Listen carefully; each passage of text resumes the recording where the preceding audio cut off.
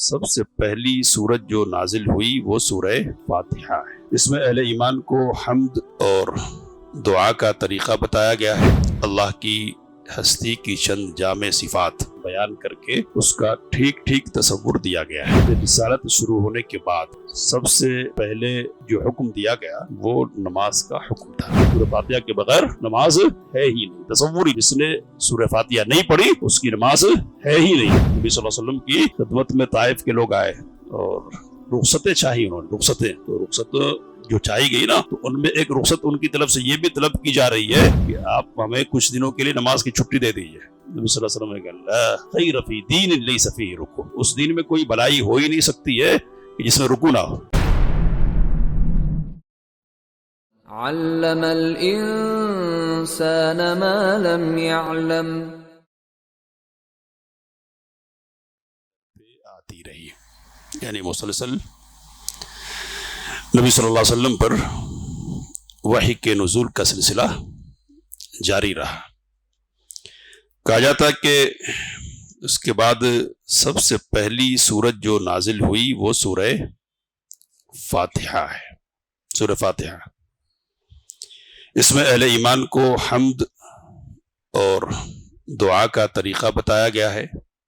اللہ کی ہستی کی چند جامع صفات بیان کر کے اس کا ٹھیک ٹھیک تصور دیا گیا ہے، یعنی اللہ تعالیٰ کے سلسلے میں جو تصور ایک مسلمان کا ہونا چاہیے عقیدہ، وہ پیش کیا گیا ہے۔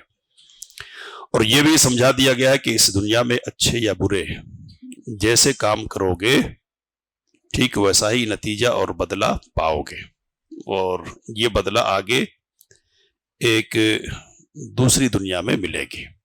تو الحمدللہ رب العالمین الرحمن الرحیم، یہ اللہ تعالیٰ کا تعارف کروایا گیا، اور ساتھ میں کہا کہ مالکی یوم الدین، تو یہ جزا اور سزا کا تصور دیا گیا ہے۔ اس کے علاوہ کامیابی اور سعادت کے راستے کی پہچان بھی بتائی گئی ہے۔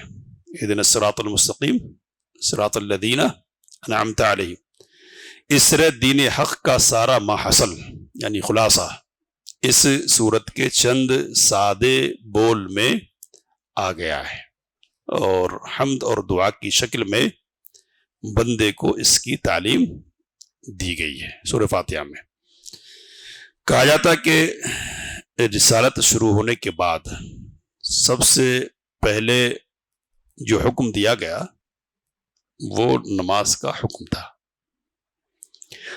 حضرت جبرائیل علیہ السلام نے تشریف لا کر نماز اور وضو کا طریقہ بتایا، اور صبح و شام دو دو رکعت نماز پڑھنے کا حکم دیا۔ یوں مکمل طہارت اہل ایمان کی علامت ٹھہری، وضو کو نماز کی شرط قرار دیا گیا، سورہ فاتحہ نماز کی اصل اور حمد و تسبیح نماز کے اوراد و وظائف قرار پائے۔ اب نمازی اہل ایمان کی اصل عبادت تھی جو انہیں قائم کرنی تھی، اس کے لیے وہ نظروں سے دور جگہوں کا انتخاب کرتے اور کبھی کبھی وادیوں اور گھاٹیوں میں بھی چلے جاتے تھے نماز پڑھنے کے لیے۔ کہتے ہیں کہ اسلام کے ابتدائی دنوں میں نماز کے علاوہ کسی عبادت یا امر و نہی کا پتہ نہیں چلتا ہے۔ تو اب یہ جو عبارتیں ہمارے سامنے آئی ہیں ان میں کچھ باتیں ہمارے لیے، ان میں پہلی بات سورہ فاتحہ کی عظمت سے متعلق ہے۔ سورہ فاتحہ سورہ مدثر کے بعد اتری ہے، یا اس سے پہلے سورہ مزمل اتر گئی ہے، اور سورتیں اس سلسلے میں اقوال ہیں علماء کے، لیکن یہ بات تو طے ہے اپنی جگہ پر کہ سب سے پہلے کوئی مکمل سورہ نبی اکرم صلی اللہ علیہ وسلم پر اتری ہے تو وہ سورۃ الفاتحہ ہے۔ پوری کی پوری سورہ پہلی مرتبہ اگر کوئی اتری ہے تو وہ سورۃ الفاتحہ ہے۔ تو یہ سورۃ الفاتحہ کی عظمت کی بات ہے۔ عظمت کے بہت سارے پہلو ہیں، اور سب سے بڑا پہلو یہ ہے کہ یہ ام القرآن ہے، یعنی پورے قرآن مجید کا خلاصہ ہے، اور اسی بنیاد پر اس کو سب سے عظیم سورہ کہا گیا ہے۔ تو اس عظیم سورہ کو اللہ نے نماز کا اٹوٹ حصہ بنا دیا، اٹوٹ۔ اور حدیث قدسی ہے صحیح مسلم میں کہ جس میں نبی کریم صلی اللہ علیہ وسلم نے ارشاد فرمایا کہ اللہ تعالیٰ کہتا ہے قسمت الصلاۃ بینی و بین عبدی، میں نے نماز کو میرے اور میرے بندے کے درمیان نصف نصف بانٹ دیا ہے۔ آگے جو بات نبی کریم صلی اللہ علیہ وسلم نے ارشاد فرمائی ہے، یعنی اللہ تعالیٰ کا جو قول نقل کیا ہے وہ کیا ہے، تو بندہ کہتا ہے الحمدللہ رب العالمین، تو اللہ کہتا ہے حمیدنی عبدی، میرے بندے نے میری تعریف کی۔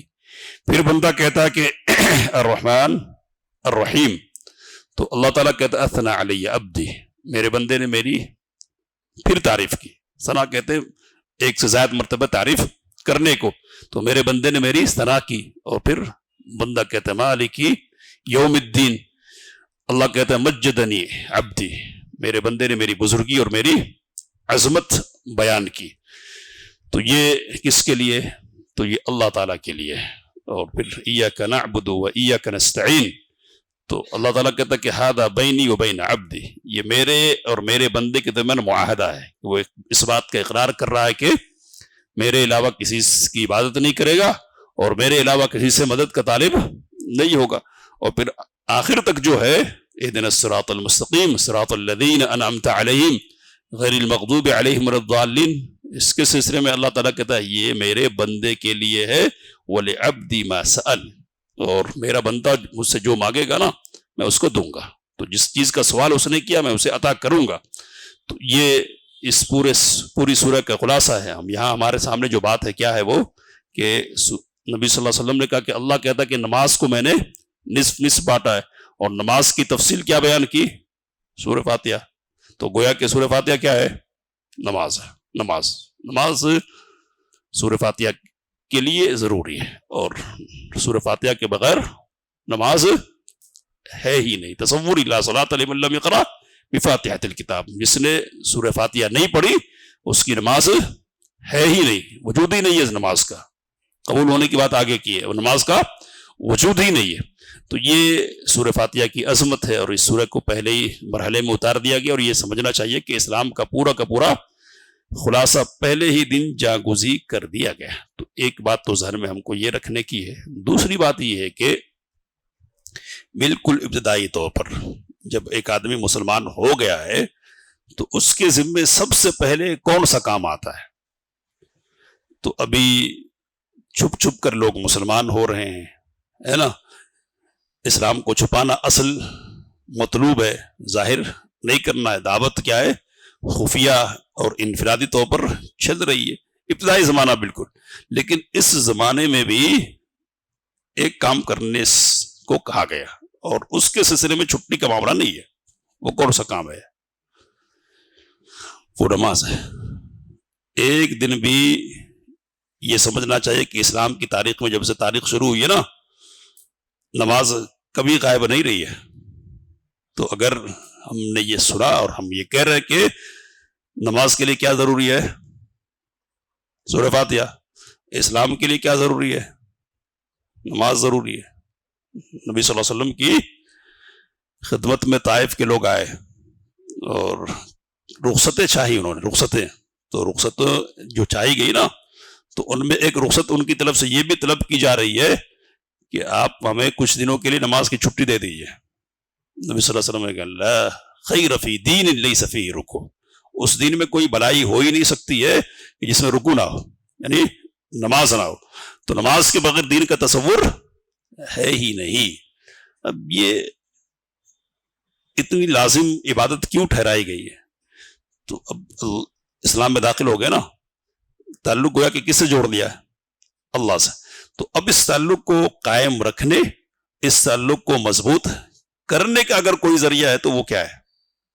نماز ہے۔ یہاں ضرورت ہے آپ کو یہ کہنا چاہیے کہ غذا کی ضرورت ہے، یعنی مومن ہے تو مومن کی روح کو ایک غذا کی ضرورت ہوگی۔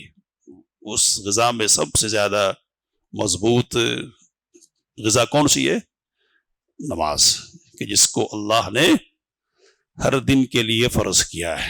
اب یہاں یہ بات سمجھ لیجئے کہ علماء نے اصلاح کرتے ہوئے قرآن مجید کی آیات سے کہا کہ شروع میں 2 وقت کی نمازیں فرض تھیں، 5 نمازیں ہیں، ایک ان کا ذکر آئے گا انشاءاللہ، اور ان کی فرضیت کا معاملہ آگے ہے۔ اس سے پہلے صبح اور شام کیا ہے؟ 2 رکعتیں پڑھنی تھی قبل طلوع الشمس، قبل طلوع الشمس، طلوع شمس سے پہلے، فجر سے کے وقت، اور بعد الغروب، غروب کے بعد۔ تو یہ 2 رکعتیں پڑھنی تھی، رات میں 2 رکعتیں اور دن میں 2 رکعتیں، یہ تو تھا ہی۔ لیکن اس کے ساتھ ساتھ ایک اور چیز ہے کہ ابتدا میں اللہ نے راتوں کا قیام بھی فرض کیا تھا۔